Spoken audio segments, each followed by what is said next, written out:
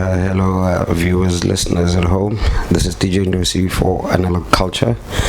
Today I'm in Khayelitsha, no but Lindile. Welcome to culture, bro. Lindile Nzaba. He is the man behind Khayelitsha's finest wines, and I figured I wanted to talk to him as he plays a very significant role in the industry that we're in when it comes to beverage provision. Hey, Sharp Ndo-C, man. Thanks for having me. I'm alright. Hello, guys. So today we actually felt to I wanted to know your story. Okay. Like generally you meet people, Yes. you really don't know their story. You just know them and what they're doing and where we meet business wise. Yes. I wanted to find out your story from the backdrop on how you ended up getting into wine. Yeah. At the burger business, and basically how far you've come and where you're going. Yeah. So like my story, like, there isn't any short way to tell it. It's quite like a very long one. So like how I started in the industry is back in the days 2009. From the township. I'm still living in here now, and like I just didn't pass my matric, and like I got a lot of pressure from home.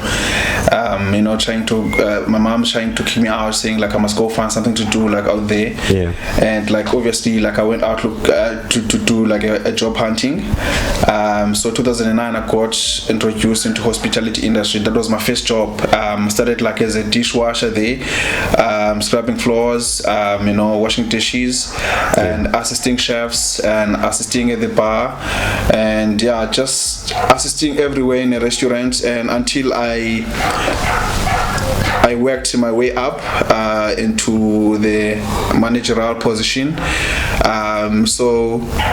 It was then like where I actually got exposed like into a lot of things that are happening out there in the hospitality industry, like craft beer, like wine, food, and like throughout the journey, like I used to assist like wine sommeliers hosting wine tastings at the bar where I used to work. Mm-hmm. I used to polish glasses for them, and I actually like fell in love with the wine, like with the wine culture, and how it was displayed in front of me, how the wine sommeliers were speaking about aromas of wine, how to pair wine with food, and looking back on where I'm coming from, like a Khayelitsha, a Ndo-C, the culture never existed. Yeah.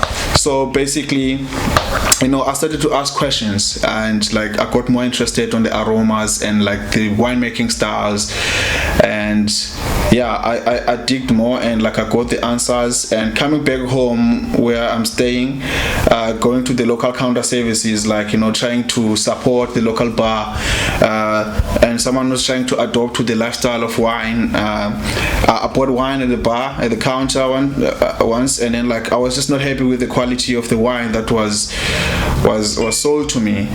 And like I started to ask more questions, and like I actually did my research trying to see what wine is available in the townships, and started to look at the market, and the people from the community, how they drank wine, how they appreciated wine, how they spoke about wine.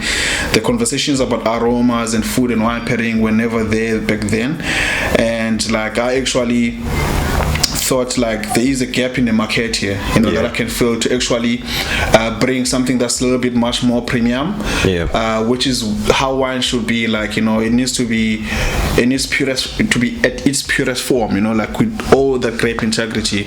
And that's one thing that made me upset about when I looked around the township, is like I saw like people drinking wine with Coke, and it's sort of like, I started to ask questions. It's like, people want to enjoy wine, and I saw like two guys taking like people like from the township to the vineyards. People wanted that experience, so that's what I'm trying to do here, is to actually bring that energy and the knowledge that I got from the years that I've been working in the hospitality industry, and bring them back home and start to invest here, So how long have you been doing this?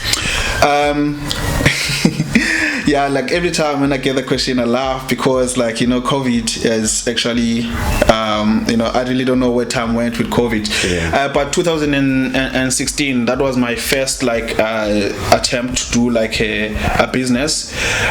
Just across the road from my house, like there used to be a tavern there called Blue Moon. Yeah. And like the guys there like used to sell like liquor, like, you know, until the morning, bro. And like I used to go hang out there, and I was working at the local butchery in town then, and I just saw like there's no food like offering, like people are just like having beverages on their own. So I thought, like, you know, I'm working in a butchery, so let me just try to see what I can do here, you know. And I introduced the burger project. Yeah. That was 2016. Yeah. And like, yeah, so I was introducing like free range gourmet burgers, like, you know, that's also like trying to highlight and encourage people to have like good healthy eating habits, you know. Like, so yeah, that 2016 I started the burger project, and then time went on, and like the tavern closed. And yeah, I mean, as someone who's an entrepreneur, you know, like you don't rest, you know, like you always bounce ideas. Yeah. And trying to see what you can do, you know. So like 2018 I started the wine project. Yeah. And so the wine project started 2018. Yes. 2018. That's when I found it was like we were approaching like the festive season when I launched like the first batch of Khayelitsha's finest wines. Yeah. How many bottles have you sold so far, bro? That's gonna be a difficult one to answer, but I'll answer that in liters. I think like we are nearly reaching like 10,000 liters now. Wow. That's a lot of wine. Yeah. So basically now the wine, now you start from the grapes all the way through to the bottling and to the sales themselves. How is that process like? Yeah, you know, when they say enjoy the process, like actually that's what I would encourage like everyone to do. Like, it's not easy as it looks. Yeah. It's quite like I'll be honest, like for me, like, I mean, it's really difficult, it's really hard, like, you know, but I enjoy what I'm doing. I've turned it into my passion, you know. So like I've made it easy for me. But I mean, it's what I want to say is it's not easy. It's not easy as it looks, you know. Of course. Yeah, there's bumpy roads, you know. Like, I mean, it's all building blocks. Like, we all get business challenges, especially when you're working on your own. Like, you know, when you're researching like for a product, trying to lock down deals, you know. Like, you have to deal with the dry goods manufacturer, and you have to collaborate with vineyards, you know. Like, there's quite a lot, you know, happening behind the scene. But you know, like, as much as there's like an end goal to what I'm doing, I'm also enjoying that process as well, you know. I mean, I know, like, you know, building a brand, especially with what I'm doing, which I think is a little bit much more different than anyone who can just wake up and say like, okay, I want to have a business, you know. So what I'm trying to build here, what I'm building is a brand, you know, like the brand that I want to exist in the market in the next 100 years, like, you know. So I know it's not going to happen overnight. It's something that you need to have patience for, and patience, you have to learn it inside the process, you know. Of course. Yeah. How much does a vineyard cost? A vineyard cost? Jesus, bro. I don't wanna lie, bro. Like, I don't know how much it is. You know, it's something that I've never thought of, like, you know, finding out or something like that. Like, really, I don't know how much it is. But I think like it's, if I can estimate, Jesus, I can say 10 million plus. 10 million plus. Yeah. This is the farm and all the equipment that you'd actually need to produce bottled wine and sell it to anyone that wants it. Yeah, I think so. I mean, that's not the correct figure. I don't know. Yeah, it's an assumption. It's interesting that you brought that up. Like, actually, I need to do a research about that, you know. It's something that I never like got more curious about, because, like, you know, I'm more like on the outsourcing like side of things. So like, I'm focusing where I'm at, you know. I'm sure, like, let's say maybe 10 years from now, that's the kind of concept you're looking at: owning your own vineyard, producing your own wine, and actually pushing it it further. Yes, if I don't do it myself, like, you know, I would be happy, like, if like the upcoming generation can say, oh, listen, like, this is Khayelitsha's finest wines, you know, like Lindile, you know, like, he built this. So how can we take things to the next level and take them to the higher plane? You know, but one thing that's interesting that's happening now, as I was saying earlier on, is that, like, there's a lot happening behind the scenes, you know, like a lot of developments. I am working on growing now, like, here in Khayelitsha, like the actual, like, specific, like, grape species, like, that makes wine, which is the Vitis vinifera. But obviously I can't say anything now. That's still the project that I'm working on.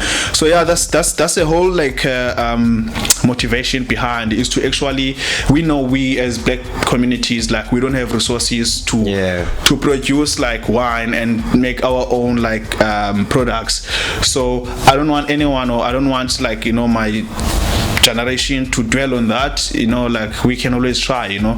So in the future, like, things will be better, you know, like, that's how, like, we develop, you know, like, the township, you know. Is your main aim to stick to wine, or are you also looking at craft beer, craft gin, and a range that has to do with Khayelitsha's finest, basically? Well, yes, definitely. That was the whole plan in the beginning, was to actually explore other, like, spirits, like beer, like gin, vodka.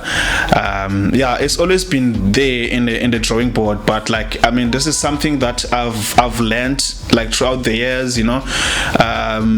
You can do as much, like, things or projects at once, but, like, you know, like, they won't all be successful as you want them. So that's something I've learned, is that, like, you know what, you know, start something first, like the wine, like, now is a focus. I just want to be good at it. I want to see it successful, and then I can explore other, like, spirits, exactly. But that's always been, like, the part of the drawing board. So what is in the wine? So it's basically the wine. As simple, it's grapes. Yes, it's grapes. Especially my wines, like, are actually vegan wines, so there isn't any animal, like, vegan wines. Vegan wines. So there isn't any animal, like, products that I used to actually produce this wine. So we're gonna start with the white. Like, the white is pretty much more light, crisp, very clean, like, so clinical, like, before we go to the red. So, like, what's in this wine, it's 6 components, sorry. It's Roussan, Viognier Verdeo, Grenache Blanc, Chenin Blanc, and also Chardonnay. So it's also, like, a 2017 vintage. It's really, like, showing well for its age. See, it's got a nice golden color, very expressive for wine this old, you know. It's not that old, actually, but I mean, for a 2017 blend, like, this is really nice and showing off. You know, it's quite delightful. I like it because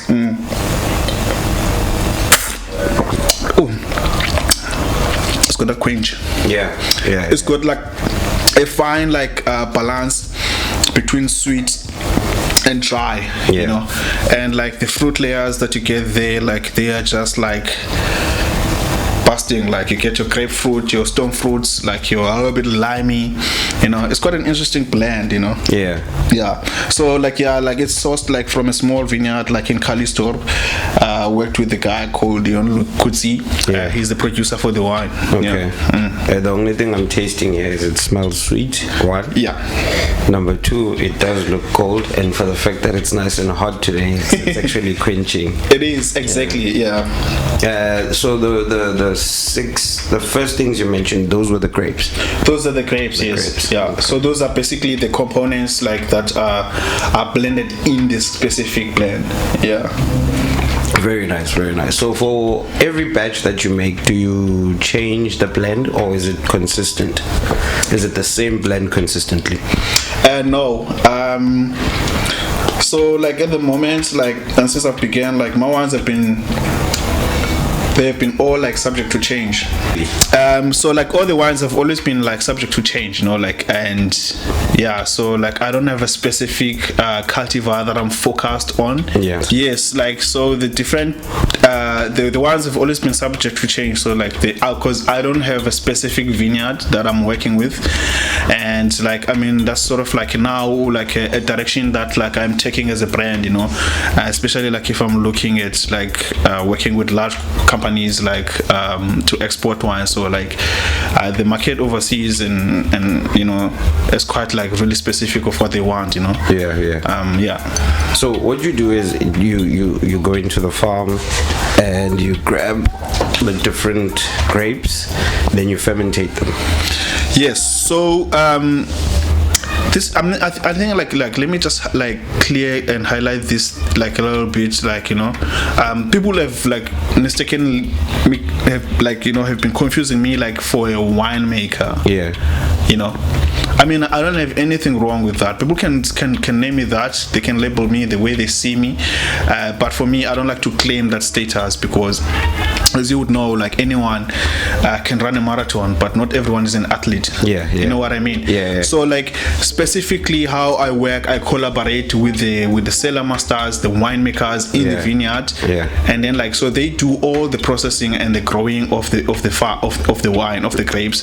So like the grapes like are grown like separately, and then like fermented like separately in the French oak cask like for about 12 months, and then they are blended together for another 6 months in the stainless steel tank, so that they can integrate and blend nicely, you know. You must remember, Pella, you're the only wine guy I know that looks like me and can tell me exactly what the process is.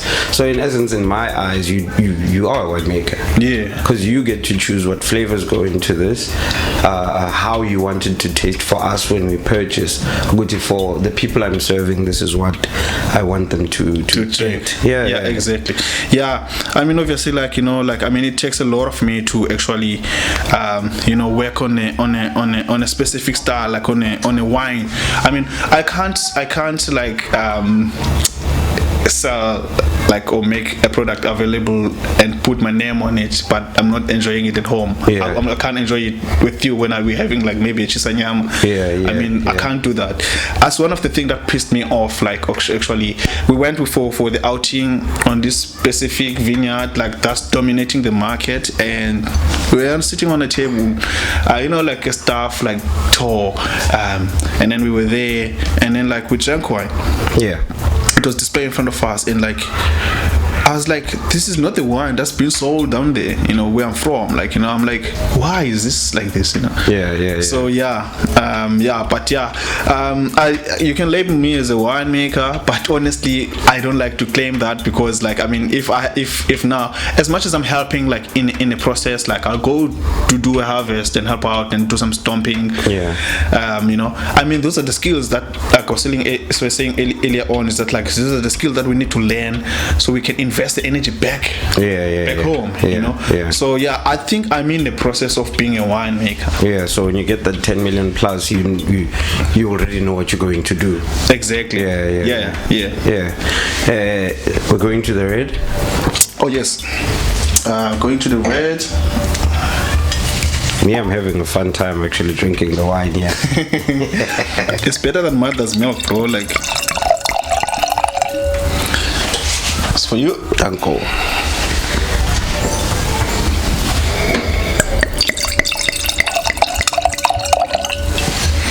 The fruits are just jumping out there. He's talking about the fruits. I'm smelling wine. Actually, that's an interesting thing. You know, like, I mean, like, you know, on my first tasting, like that I've done, like on one training that I done like a while ago. Is like we had like a lot of wine to taste. And coming from a gas, you know, and I just didn't understand. Like I was just like I was just drinking the wine. I mean, everyone was just like sipping and then spitting it out. I was like, why? You know. But obviously, like we had like everyone had a chance to talk about what they feel, what they taste, and what they smell. Yeah. And then like I think the blend, the wine was the Tinta Barocca. Okay. Tinta Barocca, right? Yeah, I think so. But it smelled like new shoes to me. Yeah. And the guy like that was saying asked me what was I picking up. I was like, it smells like shoes. Yeah. Like new shoes, like new toughies, you know, like that feel. Yeah, the leather. When you just took them out of the box, like, you know, and like everyone laughed. Yeah. And actually I was right, because like sometimes you can pick up like a little bit of that leather feel like in the wine, like, you know. So yeah, it is interesting. Yeah, it is very interesting. So this one, yeah. Sorry. So what does that mean? The fact that it did smell like new shoes, was it the cask? It was the leather. The leather, like the shoes. Yeah. Yes. So the cask where they what do you call, fermentate or put it the barrels now? Was it with leather inside? Yes. Like, you know, like all wines, like all different cultivars, they've got different expressions. Yeah. You know, it's just the way they are. Yeah. So sometimes you can, like, just on its natural state, like when it's fermented, like oak can play like a little bit of like flavor enhancement. Yeah. Because like it's sort of like infusing itself, like when it's like aging in a barrel. Yeah. So that leather feel as well, like it can be an extract from that. Oh, okay. Yeah. And sometimes naturally, like it can be like the specific grape, like it's just its expressing like leather notes. Yeah. That's great. Yeah, you were talking about this one. So this one, like it's a red blend. We recently bottled this. It's my latest release. So it's coming from Saxenberg. It's just over like Pokajai Hills in Stellenbosch. Yeah. So we've done like I think like 4 batches with them. Yeah, I think I've done 4 batches with the guys. I don't know if you still remember the one with the black top. Yes. The one with the black leather wax. Yeah. With the plastic wax. Sorry. Yeah. So this is a blend. It's 60% Syrah and it's 40% Cabernet Sauvignon. It's 2021, so it's still like very young, still youthful, still showing off, like, you know. Yeah. It's really nice. Like it's sort of like expressing like strawberries. Yeah. And a little bit of like green peppers in it. Yeah. It's more on the dry side. This wine with some shisanyama, like, bro. Yeah. It's on another level. It's on another level, bro. Like this is like an all day drinking wine. Like, you know, like you can drink like a glass after a glass. Yeah. You know, it doesn't have that feel like that you've had enough now. Yeah. You know, like you cook. I'm the wait. Yeah. I know Orlando. So yeah, so that's about this wine. Yeah. You can really see that you've got passion for this thing, eh? It's something that like I'm actually like I mean, like every day I learn something new, you know. Yeah. And like with wine, there is no one that's perfect. Even the wine sommeliers, even the restaurant owners, even the winemakers, they are still learning to date. You know, like things change, like climate conditions change. Yeah. You know, like that's teaching us like something that's different. You know, like the people drinking habits change. Yeah. You know, like it's all like, you know, like this, like it's just like another, like, you know, evolution. You know, like it's changing every day. Yeah, it's changing. I mean, like looking at how wine was before, like, you know, and how it has evolved today, you know, and it's really interesting. How much does your bottle cost? So like my bottle of white wine is 120 per bottle, and the red is 135. That's my price. Yeah, but on a restaurant in town, like, and you know, like an open wine, you can get it like for 240. For the red, you can get like at 190 for the white. how difficult is it to break it into spaces such as Pick and Pay, Macro Liquor, Ultra, all of those big places that actually distribute alcohol for the other brands? Yeah, Ndo-C, like honestly, it's quite difficult, bro. The retailers and the big wholesalers, like, they change buyers like every now and then, and like buyers, they all got their own different forecast. That's why, like, you find on the shelf, like, the wines are changing, like a buyer will come in and will have his own direction. Yeah. So for me, it's been like, I'm working on my own. So I don't think I have the right team to push me to go to Pick and Pay. So it's only gonna be on the mercy of the people that I know. And obviously, like, this is a brand that's growing, if you have like a structured business, like, and you are able to pay people to play those roles, like, I'm still doing my social media, I'm still doing my marketing, I'm still doing like my product research, I'm still going to the restaurant looking for shelf spaces. So like, if I could access like funding, and then I can be able to actually pay those people to do their job, because like, there's actually a lot that I'm doing, and so it's difficult. I think for me at the moment, like, where my business is at its state, is like, it's gonna be on the mess of people that I know. And also, like, there's a lot happening behind the scenes, because you have to meet the retailers and the wholesalers like demands. Price point is a challenge, because they press you down. So as soon as you go there, like, you need to start thinking about, okay, you must treat these guys as the exports now, because they will want like a discounted price so they can make their own markup, And it's like, it's always difficult for a small brand like mine to just go make a deal for a marketing exposure. Of course. It needs to be making an income and providing, so as you can grow as well. Exactly. So I can afford the team, bro. Exactly. There are no governing bodies that. When I say governing bodies, I'm talking places like Abusida. Wine is one of the biggest export-import items we have in South Africa. That's right, It's one of the most bought things. So I should presume that the government has some form of assistance to the wine farmers in terms of, we're not making enough money, or we had a drought, or so they do provide assistance to those particular things. Now, when it comes to entrepreneurs like you, starting out and doing your own wine, and is there no assistance in that area, so as you can grow the business to bigger heights? Like, do they not fund your kind of business? The interesting thing is that, like, part of the levy fees that, like, we pay as brands, is that, like, all that money, like, goes to the funding for WASA, which is Wines of South Africa. Okay. And like, there is funding out there, but I think, like, now, according to what I pick up, is that the funding is mostly sent to the more like growers than the brands. Okay. Yeah, there is funding out there. Like, I did like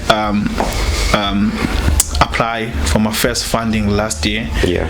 And it was declined, and like I never followed up and asked what was the reason why it was declined, because like everything was legit, like my paperwork was legit and the business plan was legit, it was actually funded for me to go and submit it there. But there is funding there, but I think like now the industry is just focusing more on and the growers and the more like agriculture, like they putting the money in there, like for people who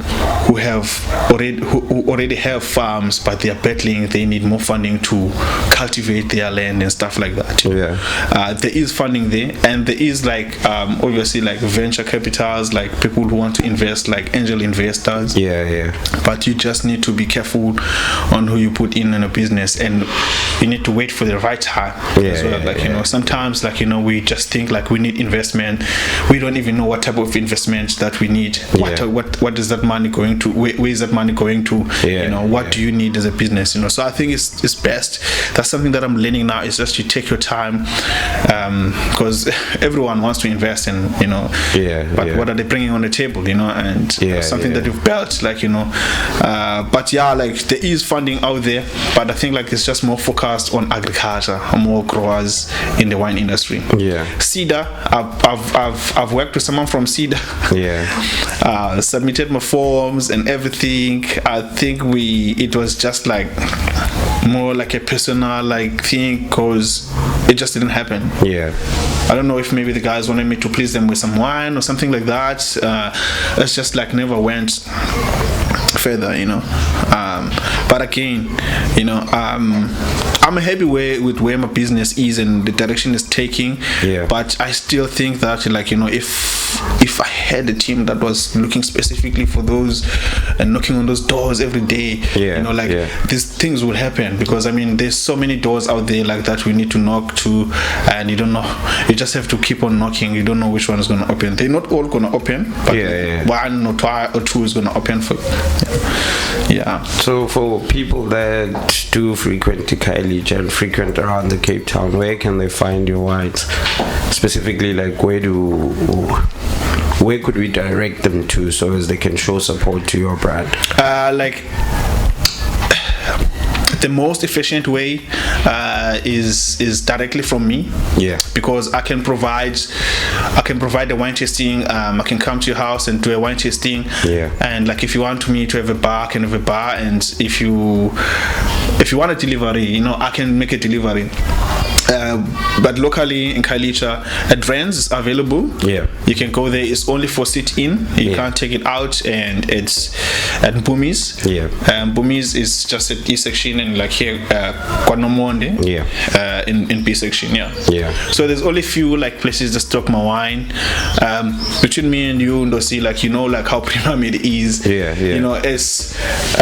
It's not for everyone. Like in terms of a pocket. Like it's really like a premium brand. Like I think it should be paid for, for what it deserves, So I mean, I am working on like more like a sort of like an entry level wine, that I can distribute. Actually, a box wine. I'm working on my own box wine. So that's what we should be looking forward to, boxed wines from you. And for people, well, generally what I'll do is I'll put up your socials on the descriptions and where they can find you to actually purchase wine and pick up all of those things.